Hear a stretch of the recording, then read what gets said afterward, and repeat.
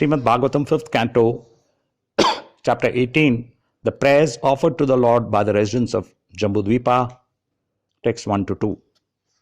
Introduction. In this chapter, Shukadeva Goswami describes the different Varshas of Jambudvipa and the incarnation of the Supreme Lord worshipped in each. The predominating ruler of Bhadrashva Varsha is Bhadrashrava. He and his many servants always worship the incarnation known as Lord Hayagriva. At the end of each kalpa, when the demon Ajnana steals the Vedic knowledge, Lord Hayagriva appears and preserves it. Then he delivers it to Lord Brahma. In the land known as Harivarsha, the exalted devotee Prahlada Maharaja worships Lord Nrsimhadeva. The appearance of Lord Nrsimhadeva is described in the 7th canto of Srimad Bhagavatam. Following in the footsteps of Prahlada Maharaja, the inhabitants of Harivarsha always worship Lord Nrsimhadeva to receive from him the benediction of being engaged in his loving service. In the tract of land known as Ketumala Varsha, the Supreme Personality of Godhead, Lord Hrishikesha, appears in the form of Cupid. The goddess of fortune and the demigods living there engage in his service day and night. Manifesting himself in 16 parts, Lord Hrishikesha is the source of all encouragement, strength, and influence. The conditioned living entity has the defect of being always fearful, but simply by the mercy of the Supreme Personality of Godhead, he can rid himself of this defect of material life. Therefore, the Lord alone can be addressed as Master.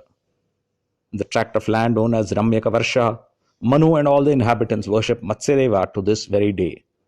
Matsyadeva, whose form is pure goodness, is the ruler and maintainer of the whole universe, and as such he is the director of all the demigods headed by King Indra.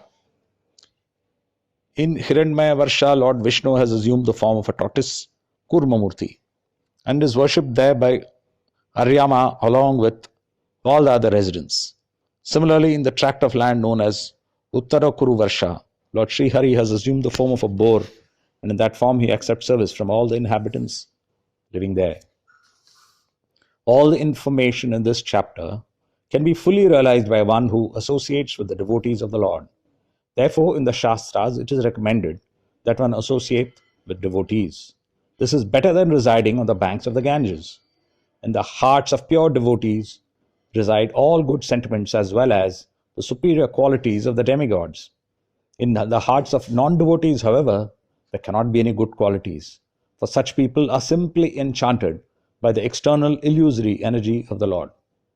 Following in the footsteps of devotees, one should know that the Supreme Personality of Godhead is the only worshipable deity. Everyone should accept this proposal and worship the Lord. As stated in Bhagavad Gita 15:15, Vedaischa sarvairaham eva vedya.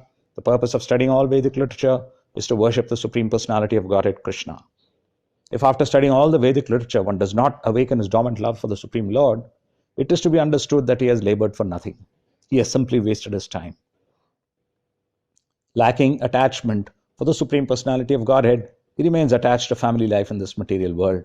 Thus, the lesson of this chapter is that one should get out of family life and completely take shelter of the lotus feet of the Lord. Thus ends a summary of Canto 5, Chapter 18, the residents of Jambudvipa offer prayers. Now text 1. Sri Shuka Uvacha. Sri Sukadeva Goswami said, Bhadrashrava, the son of Dharmaraja, rules a tract of land known as Bhadrashva Varsha. Just as Lord Shiva worships Sankarshana Ilavrita Varsha, Bhadrashrava, accompanied by his intimate servants and all the residents of the land, worship the plenary expansion of Vasudeva known as Hayashirsha. Lord Hayashirsha is very dear to the devotees, and he is the director of all religious principles.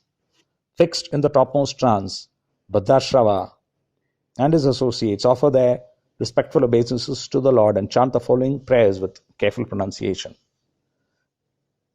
Bhadrashrava Shavas Uchuhu Om Namo Bhagavate Dharmayatma Vishodhanaya Nama Iti. Translation. The ruler Bhadrashrava and his intimate associates utter the following prayer. We offer our respectful obeisances unto the Supreme Personality of Godhead, the reservoir of all religious principles, who cleanses the heart of the conditioned living soul of the conditioned soul in this material world. Again and again, we offer our respectful obeisances unto him. Purport by Srila Prabhupada, Jai Srila Prabhupada. Foolish materialistic persons do not know how they are being controlled and punished at every step by the laws of nature. They think they are very happy in the conditioned state of material life, not knowing the purpose of repeated birth, death, old age, and disease.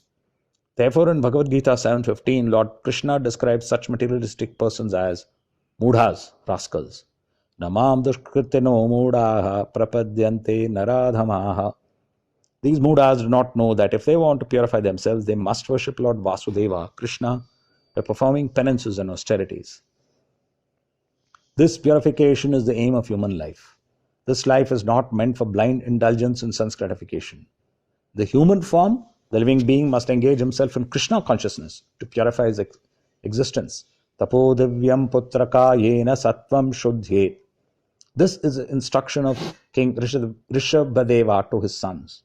In the human form of life, one must undergo all kinds of austerities to purify his existence. Yasmad Brahma Saukyam Tva Anantam. We are all seeking happiness, but because of our ignorance and foolishness, we cannot know what unobstructed happiness really is. Unobstructed happiness is called Brahma Saukhya, spiritual happiness. Although we may get some so-called happiness in this material world, that happiness is temporary. The foolish materialist cannot understand this.